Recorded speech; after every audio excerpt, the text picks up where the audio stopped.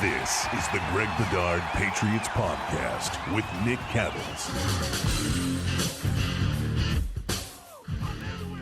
We've got to do this. It's part of the job. We've got to take a look at that Jets game and what the hell happened last Thursday night. But before we get into all of that, I remind you of a couple things, as I always do. Download the PrizePicks app today. Use code CLNS and get $50 instantly when you play $5. That's code CLNS on PrizePicks to get $50 instantly when you play $5. You don't even need to win to receive the $50 bonus. It's guaranteed. PrizePicks, run your game.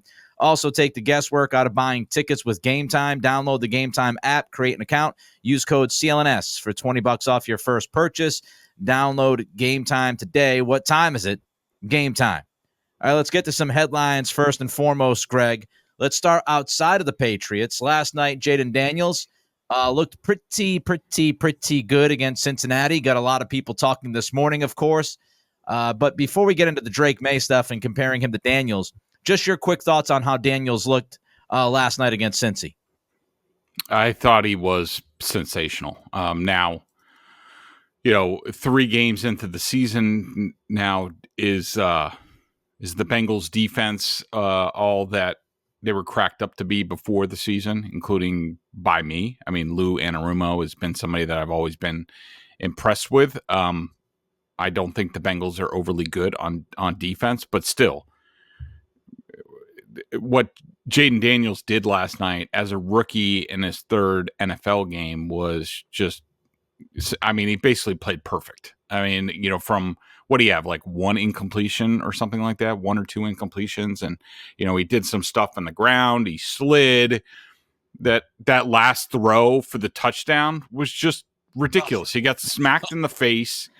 His receiver wasn't even open when he threw it. He just threw it into a bucket, and it was an absolutely perfect pass with a ridiculous high degree of difficulty all the way around. And for the coach, for Cliff Kingsbury, to have have the confidence in Jayden Daniels to make that call was just astounding. And I couldn't be more impressed with Jayden Daniels in that game. I mean, this is really the first time I've gotten to see him this season, and he just looked like completely in control of everything. Like he had been there before, like it wasn't foreign to him. They're doing a lot of stuff at the line. He's making calls. He's telling the team to go for it in certain situations. Like he's telling people where to go. Those were some of the questions about Jayden Daniels coming out in the draft, like whether he was going to be capable of being like a big vocal leader, that type. And I think, look, it's only 3 games in, and a lot of things are going to happen. But the early results are unreal for Jayden Daniels, on par with like C.J. Stroud last year. That touchdown throw to McLaurin was just outrageously good for all the things that you mentioned. I mean, just absolutely outstanding throw. Is it fair to compare Drake Maye and Jayden Daniels, Greg? No, not at all. And I'm afraid people are going to do it. I haven't listened to Sports Talk Radio yet today, but I'm worried that Patriots fans are going to see that and say, well, Drake Maye can do that for us. Yeah. Why don't we put Drake Maye out there? I mean, people have to keep things in perspective, and they need to keep it in their pants. Okay. Jayden Daniels and Drake Maye, when they came out in the draft, were 2 completely different prospects. Similar in a lot of ways. I mean, they both have good arms, both are good athletes and can run. But what people need to keep in mind is that Jayden Daniels played like 6 years of college football. He's going to be 24 very soon. What we knew about these guys in the draft, and I was one, the way they were drafted is the way I had them ranked. And I'm not making any grand sweeping judgments on what's his name? The first pick. Caleb Williams. After 3 games, and just like I'm not going to crown Jayden Daniels the greatest thing since sliced bread, because we've seen this before, and we've seen this before in Washington with RG3. who came out and lit the world on fire. There'll be more film on him and teams will adjust, especially going year one into year two.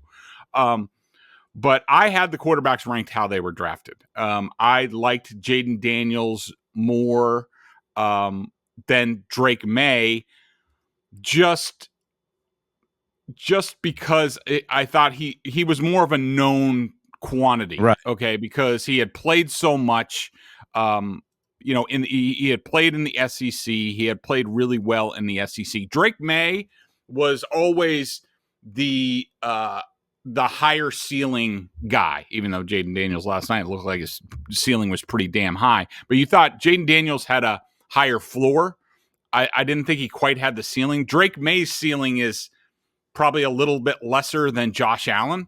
And given where the Patriots play in New England, a bigger, stronger quarterback is the way to go as long as you get them trained up. I mean, so I don't know how you feel about it, Nick, but I just don't think that they are remotely close. Like, you can't say just because Jayden Daniels is doing this, Drake Maye is going to do this. Jayden Daniels is more experienced. He's older. Drake Maye doesn't have very much experience, is a lot younger, is a lot more unrefined.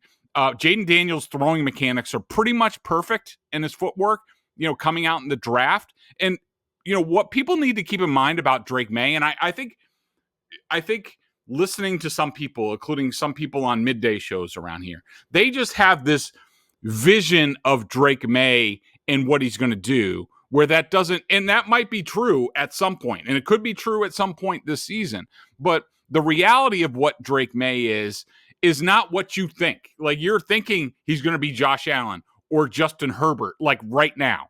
And that's just not the case. I mean, just for example, what you need to keep in mind, Jayden Daniels last year in the SEC, which I think we'll both agree is the best football conference in the country, he could, in just SEC only games, he completed 72.4% of his passes for 25 touchdowns, 3 interceptions, had a 202 rating. Of course, the NCAA does it a little bit differently. Contrast that, Drake Maye, just in ACC play, and so we're not using non-conference games and things like that. Nobody's going to accuse the ACC of being a remotely good football conference. So certainly last season, Drake Maye was 7th in that conference in completion percentage, just in ACC games, at 59.7. You know who led the conference in completion percentage? It was Jack Plummer, that guy who started the Carolina Panthers preseason game. And Drake Maye was 4th in passer rating at 152. He had 16 touchdowns, 5 interceptions. Now, there was a lot going on at North Carolina. We understand that. But I think that snippet just shows you, like, Jayden Daniels is pretty much a finished product at this point. Like, he'll get bigger and stronger and he'll get better at reading the game. But as far as mechanics and playing the position of quarterback, he's pretty much a finished product. Yeah. Where Drake Maye is just, he's a baby. He's a test tube baby. You're building him up to create him into a monster. And so I'm just afraid people are now, after seeing Jayden Daniels, going to be like, well, Drake Maye can do that. No, Drake Maye cannot do that, in my opinion, at this point. And I think his stint against the Jets kind of showed that. Different quarterbacks, different skill sets, different circumstances, different experience levels, different. Not sure why people would take 2 different people and try to make them as the same. But it's something that happens all the time in sports talk. I think it's just lazy. Honestly, it's lazy. Oh, that guy played great last night. He's a rookie. Oh, bing, bang, boom. Put Drake Maye in. He's going to rip it up. And I'm somebody that wanted Drake Maye to be drafted. Number 3. I was fine. I was more than fine. I was happy with the pick by the Patriots. And it's just, it's a longer conversation. I don't want to get on my soapbox. It's just the idea heading into the draft. We all knew who Drake Maye was. We all talked about Drake Maye. Pretty much almost every single national pundit that looks at the draft and breaks these guys down said it's going to take some time with Drake Maye. Jayden Daniels was the most pro-ready quarterback to go along with maybe Bo Nix. We all knew this. I don't know why 5 months later we act as if none of those conversations happened. Oh, because we have a show to do today. I understand. But it doesn't mean we have to forget what we talked about in the past or have an idea of what might be looking like, something that's different in the future or the same in the future. It boggles my mind. It really, really does. And this was so predictable. It was predictable the Patriots would get off to a not great start. It was predictable Drake Maye wouldn't be out there. It was predictable that at least one, if not a couple of the rookie quarterbacks might get off to good starts, and the comparisons would immediately happen. This is what people do. You mentioned the New York Jets stint. What'd you see, Greg? Drake Maye against the Jets on Thursday night. So, I thought it was uneven. Look, I thought his throw to Pop over the middle was terrific. Slid in the pocket a little bit, feathered it over the linebacker in front of the safeties. That's great. And you could make the argument that Jacoby Brissett is not making that type of throw often enough. Now, whether he has enough time to do that is part of the argument. But that was impressive. And, you could certainly say, You could make the argument if you're, pro Drake Maye and want to play Drake Maye today, you could say, well, he was starting to settle down, and that could be the case. I'm not going to disregard that. But, there was too much in that stint that I didn't like, including, his, and again, I don't want to make sweeping judgments off of, his first playing time. I will say I'm glad Gerard Mayo put him into the game. This is what they need to do with him. They need to, do what they're doing, developing him on the field when they can. And hopefully there's not a lot of circumstances where he needs to get in for the Patriots. It means they're a lot more competitive than they were the other night. They need to get him out there so that he could take what he's learning on the practice field and in the room onto the field and see if he can continue that. Now, for example, like his first play, he goes back, he recognizes the defense is a man-to-man. And by the way, the Jets didn't let up on the throttle when Drake Maye came in. They blitzed him 3 times on his I think he had like 8 dropbacks in the game. And he saw they were in man-to-man. He saw a parting of the ways in the line. He didn't even look down the field. He just saw an opening and he started to take off. This isn't 3rd and 4th stringers in the preseason anymore. These are real NFL players. So the hole closes quickly. He gets the snot kicked out of him. He had another rep. Now everybody's talking about how he gained 11 yards on 4th and 8. And they're talking about, oh, well, look at that. Even on that play, which I did give him a plus for getting the first down. Now, I also gave him a minus because the blitz is coming from the right. Hunter Henry's right there. Hunter Henry's open. And I want Drake Maye to throw the ball instead of he's looking to run too quickly. Some of his footwork was sloppy. He was getting a little, clickety-clack. I mean, I think even Alex Van Pelt said something about that. I did like his demeanor. Like he wasn't rushed. I think he almost tried to slow down a little bit too much. Like his motion was very deliberate and kind of slow. So there were other things like he threw wide of Hooper when Booty on the other side of the field is open.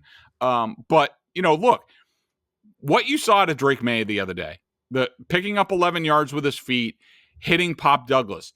He's going to make those plays because he's a big, strong athlete, and you're going to get those pops. The thing is like how many other plays are not going to be good? What kind of trouble is he going to get in? And then the whole argument about playing him, is about more, is he ready or is the team ready for him than anything else? I hated the idea of playing him the other night, so I disagree with you on that. With the offensive line situation already a mess, and then you had lost Michael Jordan during that game. You lost Caden Wallace during that game. To throw him behind a number of practice squad guys I thought was borderline irresponsible by Gerard Mayo at that point. Run the football with Jacoby Brissett. Get out of New York. you'll find other spots to play him where it might not be an utter disaster, especially against that defense on the road. I thought it had all the fixings of him being a mess, and the footwork stuff. AVP brought it up. The other thing I would say about playing him the other night is if you're going to play him, then go for it. If you have a chance to score a touchdown, then try to score a touchdown. Yeah. And so what the hell was the point? He took a rock bottom. Somebody tweeted that out the other night. I don't know if anybody's a wrestling fan out there, but he took a rock bottom from a Jets defender for no good reason. Like, what are we doing? Jacoby Brissett's taken 30 hits through 3 games. Like, the last thing you need is Drake Maye out there in garbage time behind a patchwork offensive line. He gets drilled, and then you lose Drake Maye, and now you got a banged up Jacoby Brissett with Joe Milton backing him up. Like, I thought I disagreed with the decision. I know some people agreed with it. You did, Greg. I disagreed with it. All right, quickly. The Bills. I expected a step back somewhat, like 9-ish wins. Are they as good as they've looked? I mean, man, they were something the other night. I don't know if that's how bad the Jaguars was. I'll just say, like, I've been impressed with. I thought they were going to fall back a lot on defense, especially after Milano went out for the year at middle linebacker. But I mean, it just goes to show you that, Sean McDermott is like, he is one hell of a defensive coach, and he has his system, and, it might not be great against the top end guys and maybe in the postseason, but, but games 1 through 17, like, he's going to have those guys coached up and they're going to execute at a high level. To me, the thing that stood out was, I mean, not only how good Josh Allen just seems to get every single year. I mean, it's just astounding where he's come from when he was a rookie in about the middle of his second year to where he is now. And he just seems to want more and more, and he gets better and better.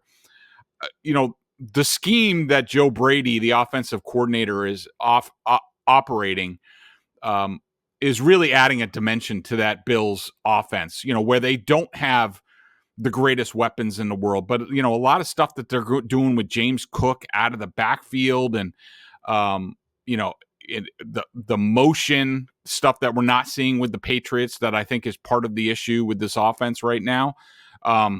They are humming right now, and so my hat's off to them. And like right now, I think they are definitely the favorites in the AFC East right now. Quickly, Mac Jones, thoughts? Rough. I got excited for him to get in there. I don't know exactly what they were doing. I mean, look, the first fumble, I mean, he barely got the ball, and he didn't secure the ball. It got knocked away. But then they're throwing a bunch of like horizontal passes. Yeah. Like, that's not Mac's bag. Like, it's he almost throws a pick six. Now, let's also point out he should have thrown a touchdown pass, except the dude dropped it in the end zone. But he did not look comfortable. What we saw out of him in the preseason, it was a complete 180 from that. He looked like Mac last year. He looked completely out of sorts, didn't know what was going on, didn't have a whole lot of confidence, and things are not good down in Jacksonville.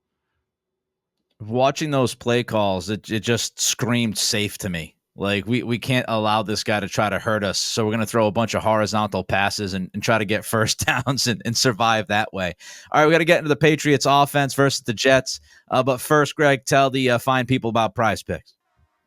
PrizePicks is America's #1 daily fantasy sports app with over 5 million active members. PrizePicks is the easiest and most exciting way to play daily fantasy sports. Unlike other apps, on PrizePicks, it's just you against the number. All you do is pick more or less on a 2 to 6 player stat projections and watch the winnings roll in. One Caleb Williams passing yard gets you 1 win on PrizePicks every September. That's right, only 1 yard gets you an automatic win every football weekend in September. 4 weeks of free W's. Don't miss this deal on PrizePicks because it's gone when September ends. And guess what, Nick? I used that Caleb free play to have a winner this week, baby. Yeah, I saw. Finally, we rode the actually I have the wrong sheet, but we rode Pop Douglas finally. Oh, here it is. Okay, so this week on PrizePicks, if you followed me, and I heard a couple people on Twitter say exactly that, even before I knew the results. Games going on. I don't know what the hell's going on. So we got the Caleb Williams free W. We got Demario Douglas, more than 24.5 receiving yards. We got Demario Douglas, more than 3 receiving targets. Antonio Gibson, 32.5 more rush and receiving yards. And Austin Hooper barely made it, but more than 9.5 receiving yards. So if you followed me, placed down 20 ducats like I did, that paid $320, baby. Woo! So we will be back on Thursday with our picks for the Patriots game. So make sure you tune in for that. You can also now win up to 100 times your money on PrizePicks with as little as 4 correct picks. Download the PrizePicks app today and use code CLNS to get $50 instantly when you play $5. That's code CLNS on PrizePicks to get $50 instantly when you play $5. You don't even need to win to receive the $50 bonus. It's guaranteed. PrizePicks, run your game. All right, Patriots offense versus the Jets on Thursday night. You had a good write-up on Alex Van Pelt in one of your recent stories, Greg. How big of a problem is the offensive coordinator right now? It's big. Now, I think there are a variety of issues that play into this, Nick. But when I look at it and I compared it to the Saints, which of course they went out and scored like 10 points against the Eagles. I was thinking about that. As I was reading through, I was like, this. Yeah, I will say I started to dig into their film because I wanted to see what the problem was, but all I got through was their first drive, and their first drive was really good. But the difference between, and let's just talk about the Saints in the first 2 weeks where they had the best offense in the NFL by far. They weren't even throwing that much. They basically, they run a similar scheme. Clint Kubiak, his dad was Gary Kubiak.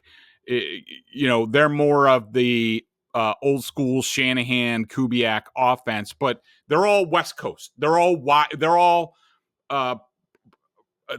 formulated from the wide zone running scheme, and everything runs off of that. And what happens is you watch the Patriots come out, and I know Jacoby checked at the line. And so he probably checked into the pass instead of the run. As an offensive coordinator, you can't allow that. You have to be like, all right, this is what we're doing. And this is how we're going to set things up. And what do? They run that, play action boot.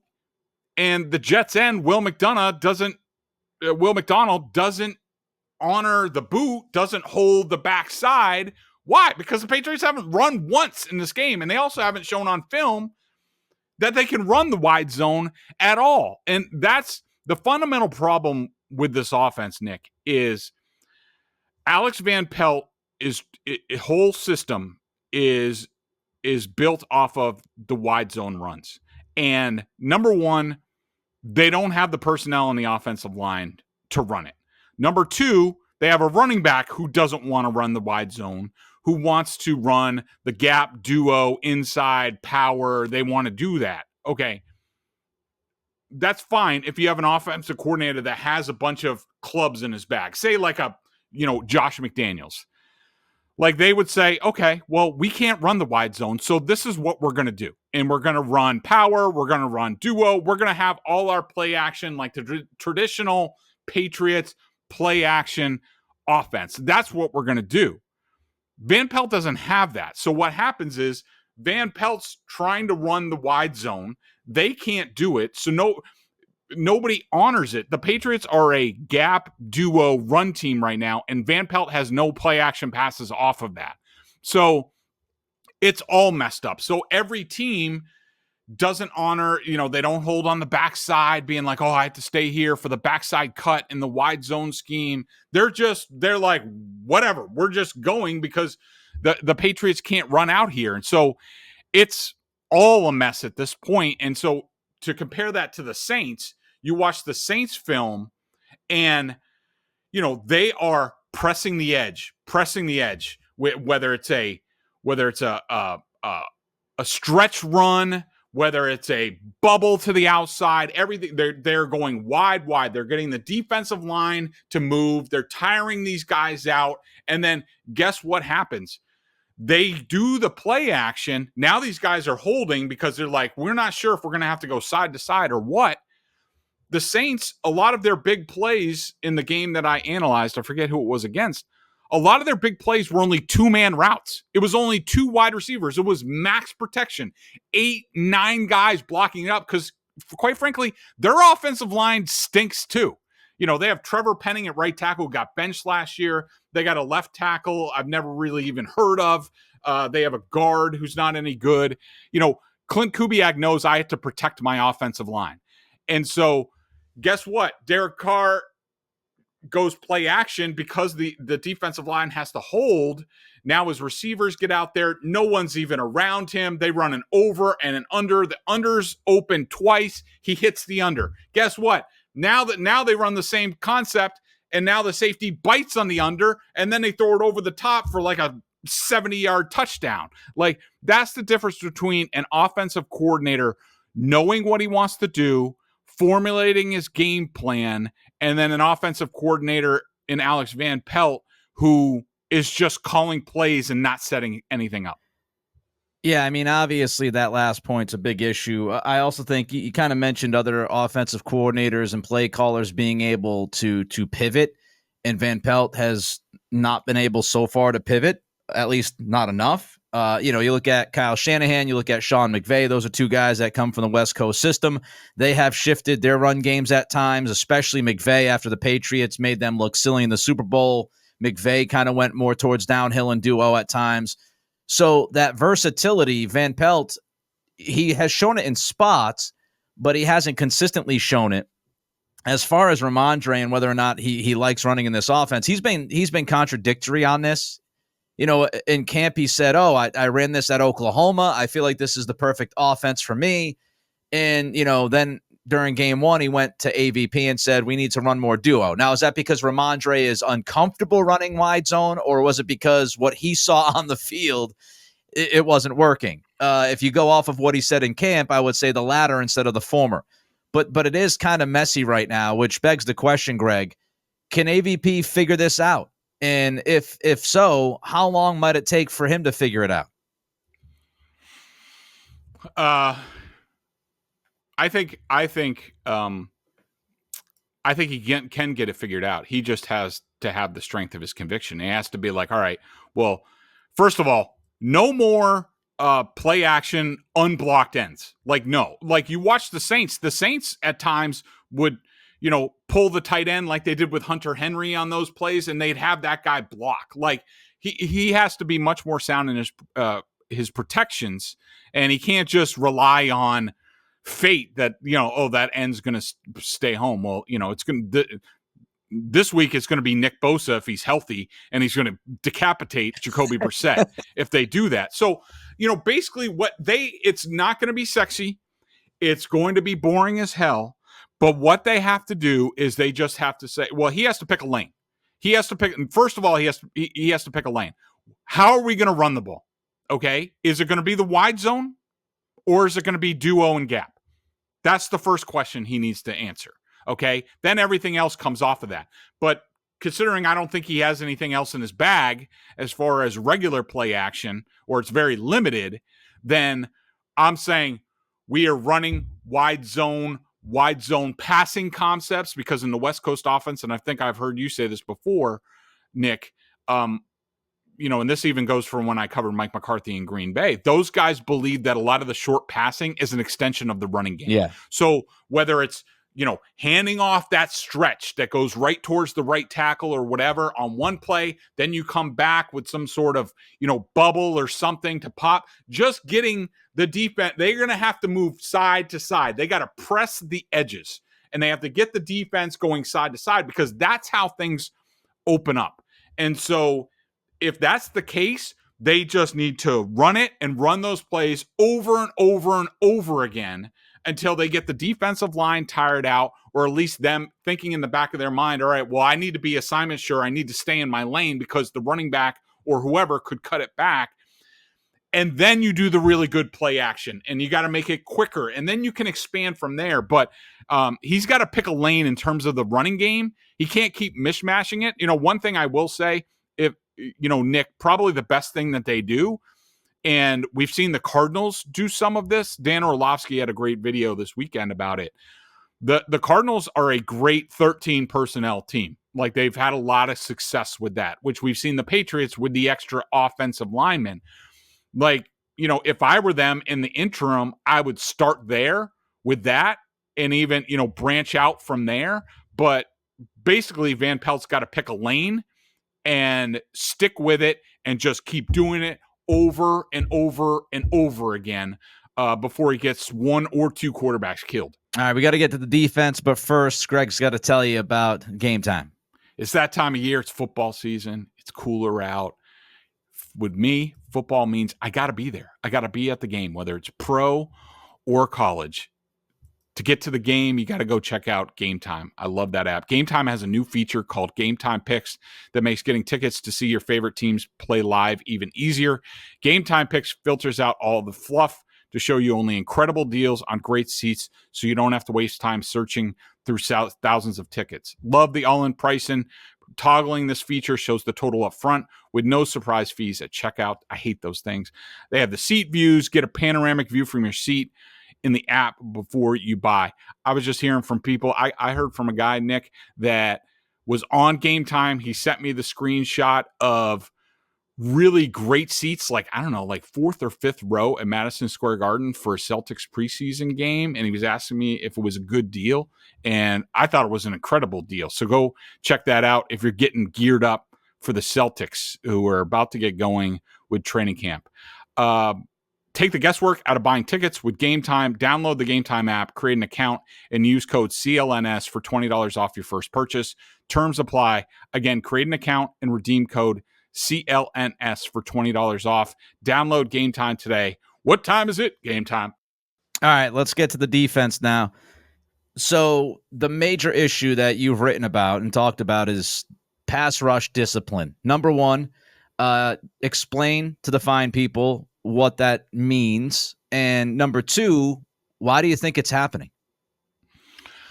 So when I talk about pass rush discipline, and we know the Patriots do different things, they bring blitzers, they do stunts up front, but even if it's just a 4-man rush, everybody is responsible for some gap when they're rushing the quarterback. And, we used to hear Bill Belichick go on and on about this, about like, keep the guy in the pocket or a mush rush.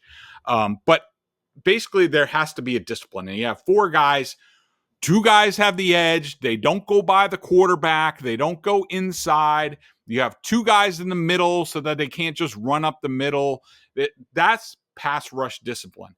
And I guess they really didn't need it the first week against Burrow. I mean, I know they executed at a high level. Burrow, I mean, they had a bunch of sacks on Burrow in the first week. So I think they did a good job of it. But in the last 2 weeks, it's completely fallen apart. I mean, Geno Smith, the plays that he made outside the pocket, throwing the ball, running the ball, Aaron Rodgers killed him this week. So just in the past 2 weeks, Nick, the Patriots have allowed quarterback passing outside of the pocket, 12 for 12, 140 yards, 2 first downs. It's the worst in the league, and also running the ball. Rodgers ran 3 times for 18 yards and picked up 2 first downs. Geno Smith rushed 5 times for 8 yards. I think some of it was short yardage, but he also picked up 3 first downs. So what's happening is, and it's getting worse on film. Basically what's happening is somebody's screwing up, whether it's Josh Uche or Daniel Ekuwale or Anthony Jennings or even Keon White at times. Like, people are not disciplined on where they're going to go. It's just like a free-for-all. Yeah. And Rodgers, who didn't want to move the first 2 games, all of a sudden looks like his old self. And, and look, some of it might have been the Patriots looked on film. They're like, Rodgers doesn't want to go anywhere, which is what I said going into the game. I was like, he doesn't move like he used to. He doesn't want to move. Well, I guess I was wrong about that. But Gerard Mayo said, like, the last thing that he told the team going into this game was don't let the quarterback outside the pocket. And guess what? It killed them in extended drives. They couldn't get off the field. And so it's been bad. And I've never seen Patriots. You could, sometimes there would be a play here and there. But, even with Josh Allen, they would do a pretty good job, especially, in the last couple years against him. But this is just, it looks completely different. And, I don't know who to blame. I will say that even going back to training camp, I heard some rumblings about Jerry Montgomery, the new defensive line coach who came from the Packers, who, by the way, had a great reputation there. And I also looked at the Packers stats about quarterbacks outside the pocket. It wasn't anything like this. It was actually a lot better than the Patriots stats.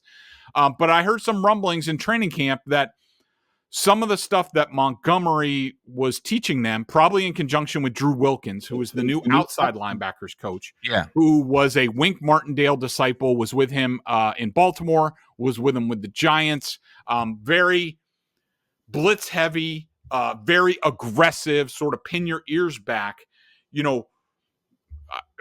Back to Montgomery for a second. I heard rumblings in training camp, and this might be in conjunction with Wilkins, that some of the veteran Patriots players took some issue with the way they were being taught in terms of rushing the passer, because that's not the way they had done it for years around here. So, I don't know if it's the case. It could be just the third game of the season and, getting used to things. I don't want to overreact to anything in the first 3 weeks of the season. Right. But it's something to watch for, that perhaps these guys, Jerry Montgomery and Drew Wilkins, who come from vastly different schemes, are they on the same page with DeMarcus Covington and Gerard Mayo as far as how the players need to rush the passer?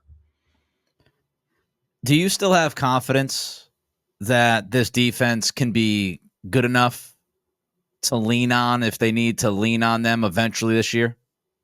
I do not. I don't, Nick. I think what we're seeing with every passing week, and especially the Bentley injury, really, really, really hurts. Yeah. Now they might get Taki back soon, which I would assume that will help, because he was basically brought in to be the smaller, quicker linebacker, starting some matchups type of thing. So we haven't seen the full complement of guys, but we talked in the previous weeks about, like, even after the Bengals game, I was like, all right, it looks really good now, but what happens when people start getting hurt? Because the Patriots, Barmore, of course. But I think the more and more film there is on the Patriots, I think, you're seeing the Jets win a little bit to the no huddle, the shotgun spread. Don't let the Patriots get into their exotic stuff. Make them declare, make them play simpler. I think that the defensive tackle spot next to Devon Godchow is a huge issue in the running game. They got shoved around, whether it was Ekawale or, they have a couple of new guys out there, Jeremiah Farms, the Johnson guy. Sometimes Keon White has to be pushed inside. Those guys are getting shoved around. Jelani Tavai has to play a lot more snaps since Bentley isn't here and Taki's not on the roster. He's a liability in pass coverage. The middle of the field, whether it's running, passing, is now other teams are saying, we're open for business, because Rodgers, they ran the ball when they wanted to. They threw the ball down the middle. I think Rodgers was 12 of 13 down the middle of the field. The issues with whether it's Tavai or Raekwon McMillan or Kyle Duggar, again, had another poor coverage in Tampa 2 down the middle of the field that would lead to a big play. Jack Conklin looked like Travis Kelce out there. There's a lot of worries, and I think it's only going to get worse the more film there is on this team. Yeah, maybe you should have made a phone call to Lawrence Guy or tried to address that position next to Godchild before you walked into the season with what you have. And, the Duggar stuff, he doesn't do well covering tight ends. I don't know why he's going to be consistently put in a position to cover guys. It's not his strong suit. And as you said, Conklin tore them apart. So I don't know. I have maybe Jalen Hawkins can get a shot at that. I thought he did that a decent amount in week 1. Yeah. I don't get it. All right, before we get the 3 down, 3 up, want to let you know you can check out BSJ, $50 for the year. Bedard and Giardi tag teaming on the Patriots. Also, download the PrizePicks app today. Use code CLNS. Get $50 instantly when you play $5. That's code CLNS on PrizePicks to get $50 instantly when you play $5. We have to start with down because it was a terrible game. You're 3 down, Greg. Caden Wallace. Tough to ask the kid to do that. He gave up, 5 pressures in the game. I had him for 8 minus plays that led the team. It wasn't great. It's tough to go on the road and sort of make your debut as a rookie. So that was rough. I would say the edge rushers or just the pass rushers of the Patriots were my second down. If they kept Rodgers might have been so good in that game that it might not have mattered, but you need to make Rodgers, you need to squeeze him in the pocket and make him a little bit more uncomfortable. Once he gets out there and the play sort of breaks down, there's no hope. And my third down, David Andrews. I didn't think he was horrendous in this game, but I had him behind Michael Jordan, Layden Robinson, and Micah Wenu as far as the starters, as far as my grades. This is now 2 weeks in a row where David Andrews has had rough games, which, really worries me. But I'm not, let me correct that. I'm not overly worried. I'm just surprised because normally he's nails, and I don't know if it's what's going on around him or what, but he's been on the ground a lot the past couple of games. He was questionable with a hip, so you wonder if he's healthy. Before we get to the Jets game and 3 up, if Greg can actually find 1 up, first I'll tell you want to take the guesswork out of buying tickets with Gametime. Download the Gametime app, create an account, use code CLNS for $20 off your first purchase. All right, so did you find any ups from Thursday night, Greg? I got 2. Nice. Bryce Behringer, the punter, thought he had a really good game. 49 average, 44 net. 3 of his 5 punts were inside the 20. I think 2 were inside the 10. So good job, Bryce. Nice job. Nice job. And I will say DeMario Douglas. Look, I still think he's more of I really wish he was like the third option on this team. And hopefully Elliot Wolf is listening and, he eventually will be. And that's sort of the plan. Hopefully, maybe Polk's a number 2, get a number 1. Something like that. But, I thought he looked good and, did what he was supposed to. This is about the amount that he should be used. And I think we talked about it last pod, Nick, where I was like, I want him to carry an end around. I want him to get a bubble, like all in the first quarter. I think all of it happened in like the first quarter and a half of the game. So that needs to happen every game. And if it doesn't, there's a problem. But that's it. 2 ups. Finally got popped the football. Good thing. And I've got my eye on Cincinnati. At 0-3, my Cincy to the Super Bowl is looking like as good as the offensive line in the first few weeks here for the Patriots. But if Cincinnati continues to stink up the joint, I do wonder, will the Bengals take phone calls on T. Higgins to try to get something for him before he walks? So something to keep an eye on for the Patriots, and I'm sure they are. All right, he's Greg. I'm Nick. We'll talk to you later in the week as we preview the 49ers game coming up on Sunday. Till then, be well.